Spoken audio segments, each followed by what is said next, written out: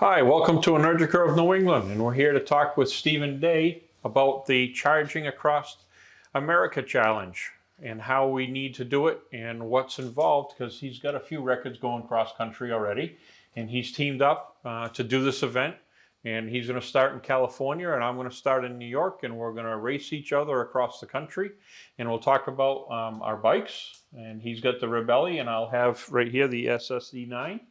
And some of the things that we need to do, and how we're going to get there.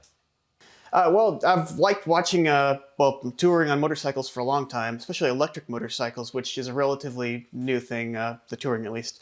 Ben Swing Rich, he's a longtime electric motorcycle tourist. He got me interested in it years ago, and I've always dreamed of a bike that could do it. And with the Rebel and SS9 now, it's possible without extensive modifications. I mean, it's ready to go just stock, quite frankly. But some things that make it more comfortable versus just stock. So I got the risers so that I could have a more upright position, that right there, because I got some back issues from when I was in the military, and it's nice to have a more upright, more relaxed position versus being more hunched over for literally hours and hours on end, day after day. So that was a great help with my ride. I actually went across the country 3 times last year. The last was my fastest. It was 93 hours with a flat tire and some weather problems.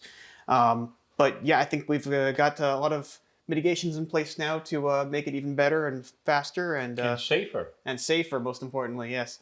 So very much looking forward to this challenge. When you were doing this, what are some of the things that you ran into that were problems? Well, I got to say, weather, of course, is the first one. I've gotten soaked, and I didn't have the greatest riding gear, so we've got that covered thanks to Vance and Leathers. Yep. So we should be nice and dry and comfortable the entire way. I guess charging stations, all in use, blocked or not working, which we have also some assistance with that. Yeah, we're working with ChargePoint and Voltrek to help us with that part of it. Very nice. But we'll still probably have some problems, and we'll need to find secondary charging stations, and not just all fast chargers. It's still pretty early in the electric revolution, but it's possible with minimal effort. Correct. I think there's also not a gap, but there is one spot in our ride that we're going to have to stretch out our range a little bit. So with that one, all we can really do is slow down and we'll have a pace vehicle in case the worst case scenario, or not a pace vehicle, but a follow vehicle. So yeah, all mitigations in place. Actually, in Ohio. Yeah. It's in Ohio. Yeah, it's like 130 miles in between the stops. But that was going from fast charger to fast charger.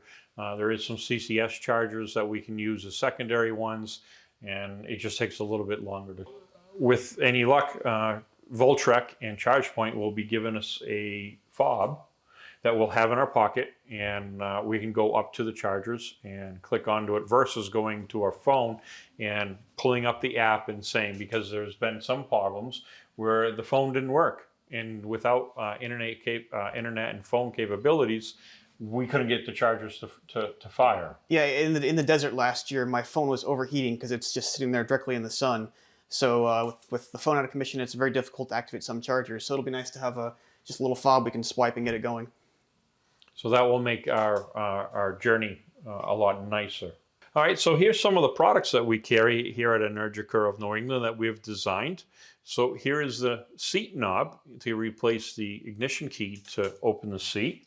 We also make a nice new foot peg that you have a set for your bike that is a lot larger, so it will fit completely under your boot, and you're not half supported and half not.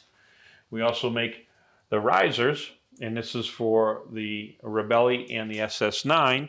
And here is the one that we make for the Ego for a bar. And we also make these really great LED lights where we turn the signal lights in the front to running lights and signal lights. And in the rear, we make these running lights as well as signal lights, but most of all, stupid bright brake lights. And if you can't see these, you got problems. So these are just some of the things. We have other stuff coming. axle sliders, frame sliders, and I think I have in my pocket, yep. Here is one of the axle sliders that we are making. And these will soon come out, hopefully by our trip, and we'll have them all on our bikes so we can test them.